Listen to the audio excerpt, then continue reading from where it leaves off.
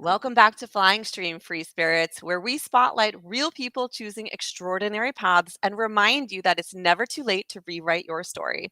Our guest today is Peter John Mather, and let me tell you, his life has been anything but predictable. He's a lottery winner, a professional skydiver, a serial entrepreneur with 13 businesses, and a man who survived substance abuse, a heart attack, and even a suicide attempt. But Peter didn't just survive, he transformed.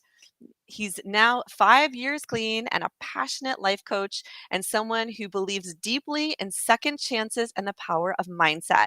Peter, we're so grateful to have you with us today. Welcome to the show. Thank you very much. What a beautiful intro. That's so elegant. Thank you so much for that. You made me sound really, really cool then. You are really cool. All I right, let's appreciate it. start with what most people only dream of, winning the lottery.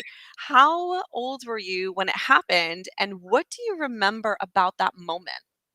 So I was 20, just about to turn 21, and it was my mum that actually got the ticket. So we, the story goes, I was meant to fly out to another country to go and work for a holiday company, and we had a pre-birthday for me in May. My birthday's in July. I just had my birthday last week, by the way. And we had a pre-21st for me, and the day after that, we had the party. My mum bought the lottery ticket right near where I was staying at my auntie's, and that evening she then won the lottery. And to be brutally honest with you, when I walked downstairs, she came into the room, she was screaming, "We've done it, we've done it, we've done it." And I'm like, and I was half asleep, I was still drunk, I'm going to be honest, I was still drunk, and I was like, "What have we done?" And she was like, "Who's won the lottery?" And I won't say what I said, but there was a few words that came out of my mouth, and I said, "I'm going back to sleep." And then I just went back to sleep. And in that morning, that in that evening, I got up for some dinner, and everybody in the house was going, "Oh my God, she's won the lottery!" And I'll be honest, personally, it didn't sink in at all at that point. Like, I didn't think it was real. My mum was shaking. She was on the phone to, we call it Camelot in the UK. And, it was kind of like this real surreal thing that kind of was not really happening. And I was kind of still hungover, if you want the truth. This was before I stopped drinking, of course, you know. So the short answer is that at the time I didn't really know what was going on. And Mm. the truth of the matter is the time I really understood what it really meant was when I was stood in a supermarket, or like a Walmart for you guys, right? And I was stood in a Walmart in the UK. It's called Tesco's. And I remember looking at DVDs when DVDs were still going. This was before streaming was going. And I remember thinking to myself, which one of these can I afford? And then I realized at that moment, I didn't have to think about that no more. I was Mm. like, oh, I don't have to think about that now. Like, I can pick any of, in fact, you know what? I can pick multiple of these. So in And that vein, sorry, go ahead. that was the moment it sunk in. Then I was like, okay, this is real. Yeah. And what did life look like in those months right after the win? Did it feel like a dream come true or something else Oh, entirely? it was completely and utterly the opposite of what a lot of people think. They just think that, I actually don't know what a lot of people think. I hear a lot of what people think now, and they're like, oh, you just get your money and that's all good. And it doesn't work like that. We had to sit down in a room, and the people that looked after us, they were amazing people. They really were. They looked after me like anything else. You sit down in a room and they say, tell me everything that's happened in your life up to this point, like everything, doesn't matter what it is, we want to know about it because we're here to protect you. And we went live, so we went public with it. And my mum at the time was the biggest lottery winner in 15 years. So she was a single lottery winner, and she was the biggest single lottery winner in 15 years. And it was a real big thing. It was a real big thing. So we sat in a room. I told them everything. I told them all about my past experiences. And from that moment, then they really protected me. Their objective was to keep me out of the media. This is the first time that I have really gone public with this on any like kind of platform at all. So, this is kind of like I've been protected for 20 years now. It's actually gone 20 years. So they've done a great job of, and it's not, they've done a great job of protecting me. And it was not what everybody thinks that it's going to be on yachts and champagne flying everywhere and all this type of lavish stuff. No, no, no. I was shipped off to a remote country, right, which no one knew who I was. And I had two bodyguards and I was protected like anything because there was a lot of people out there, believe it or not, when there's a big amount of money involved and a ticket involved that can be cleaned up, you would not believe. We didn't know this until this happened. There's a lot of people out there that want to try and get hold of that ticket to clean money up and clean other stuff up. And I was at a risk. I was at high risk at that point, back in May 2005. I was a high risk person. So right at the beginning, it was not very nice. And for the first probably year, you don't say anything to anybody either. You don't, because I was well out of the media. Mm-hmm. Did you feel scared, excited, happy, nervous? What was that Right, like for you emotionally? right at the beginning, I was pretty scared, to be brutally honest, because you don't know who's going to knock on your door. You don't know who's going to kind of turn the corner. It was a very intense kind of period of about, I'd say 12 months to probably 2 years where, all of a sudden we had really, me and my mum were really kind of people that were just working and working and working and just on the breadline, as some people would say, working from month to month to pay for the bills and this, that, and the other. And then all of a sudden you have this injectment of money into your life and you really don't want to splash it around because you don't know how people are gonna take it. So I never told anybody about the lottery for a very, very long time. A very long time. In fact, until I started owning businesses, I then we bought businesses and we bought property with it, and then that's when I just told people I was a business person. I was a business entrepreneur. You know. Mm-hmm. Yeah, it definitely seems like it probably was not what or many people would have expected. And many people would assume winning the lottery solves everything. Just your life is suddenly amazing. But for you, it ended up leading to a very dark place. Can you walk us through how all of that unfolded? I think one of the things I would say is that now when I look back, it was a blessing. It was a gift. It was a beautiful, amazing gift that was given to us. And, it was me that it was me. I was the issue. And what it did is an injectment of money. And it can come from anywhere, right? This is just not the lottery. Let's talk about it as an injectment of cash or money into your life. This could happen to anybody that inherits money, right?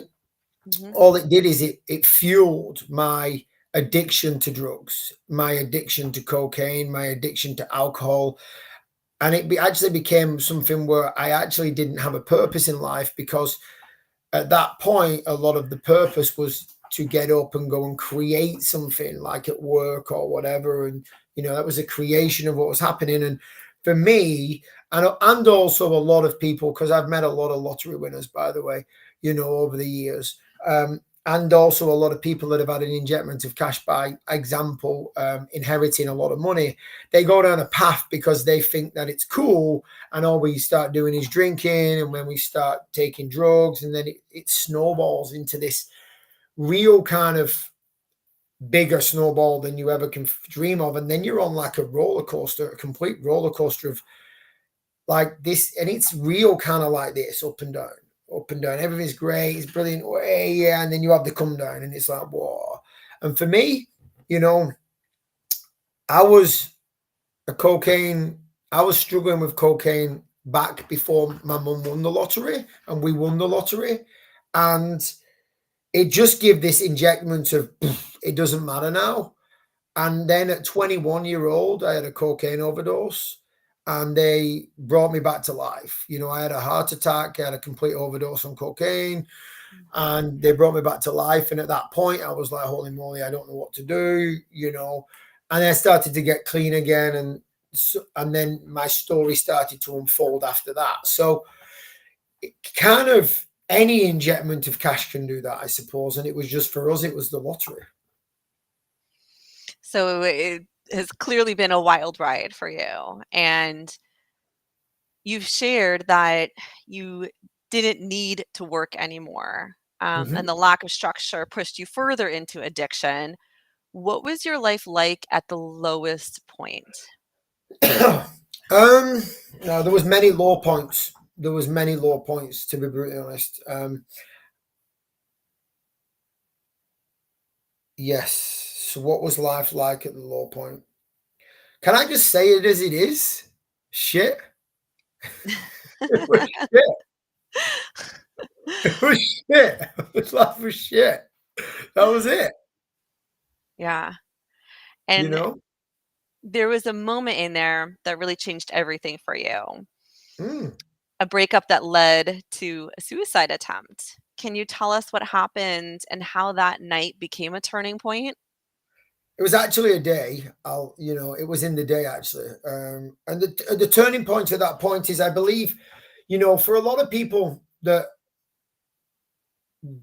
feel like they're going to rock bottom or they're hitting rock bottom, or they're getting very close to it, the biggest thing that people are craving is love.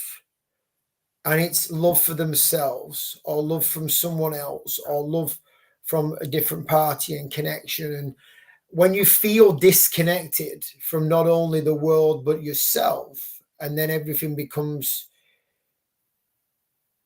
not worth living for, Mhm. then there is a feeling of disconnection from all of life, and the feeling is numb. And if anybody out there is listening to this and they've been to that place, they will understand what it feels like to be numb. And the biggest thing on that day, what happened to me, is that I got given another gift. I got given a gift from whatever you believe, and it was a phone call. I got in the car. I decided that I didn't want to be here no more, and I started to drive the car. And I decided that I was going to drive the car off the cliff in Portugal. And I decided that I was going to drive, and I drove the car, and I probably got to around about 300 to 400 yards away. I can't really remember the exact distance. And the phone rang, and you had the red and green button, on the dashboard where you have the red and green button. And I had a choice whether to press the red button and deny the call, or press the green button, see who was on the end of the phone. And I pressed the green one, and it was my business partner. And all he said was, "How you doing, big man?" That was all he said. And at that moment, there was an enlightened energy and fire that lit inside of me to say, someone does love me. Someone out there does really care for me. Someone out there really does have the time just to call, because there was no reason for him to call. There was nothing out there for him to just ring me up. There was no reason.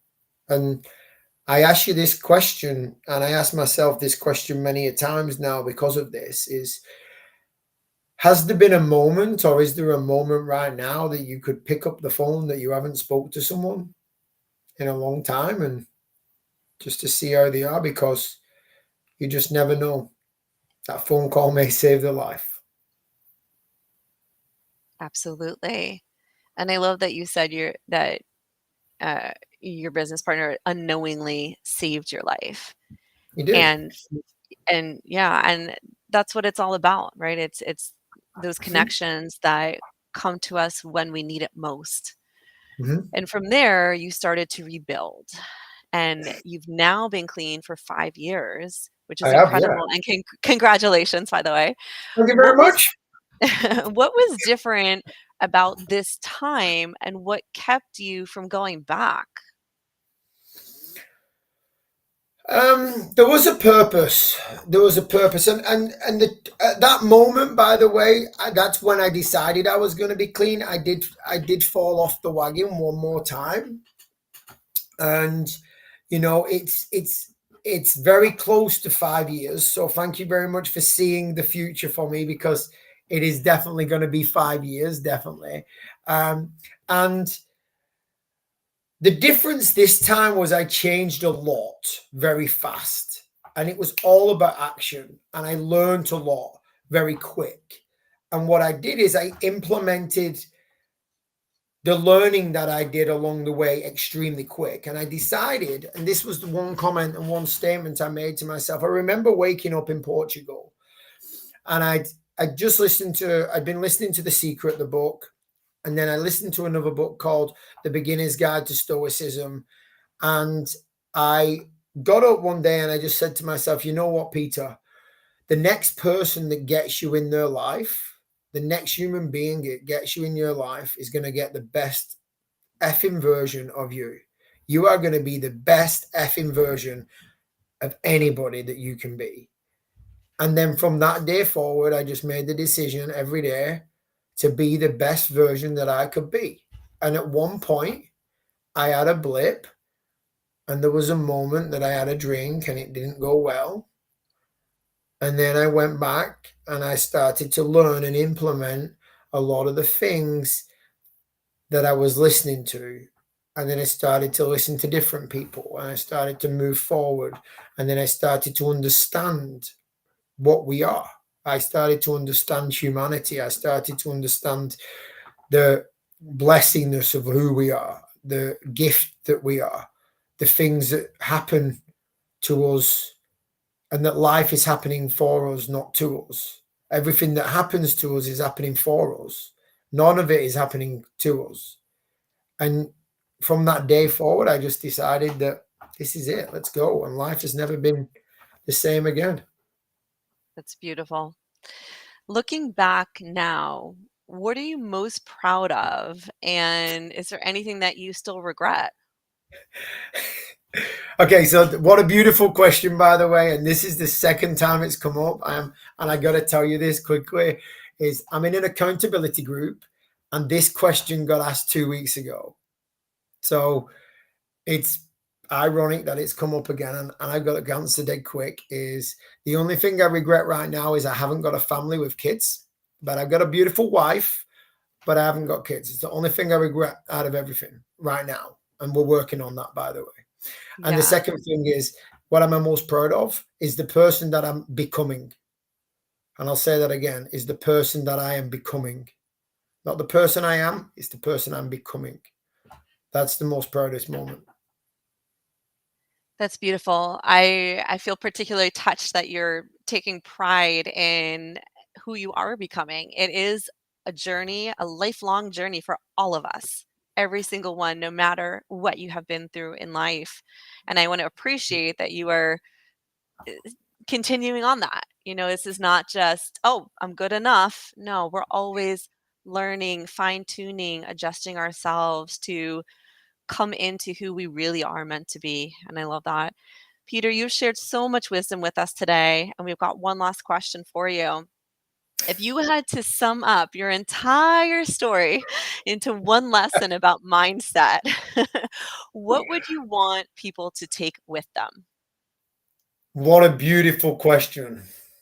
What what would I want people to take with them if I could sum up all my experiences? The life is happening for us, not to us. And that everything actually that is coming into our lives at this moment is truly a blessing. It truly is a gift. And where can we learn from it? And where can we grow from it?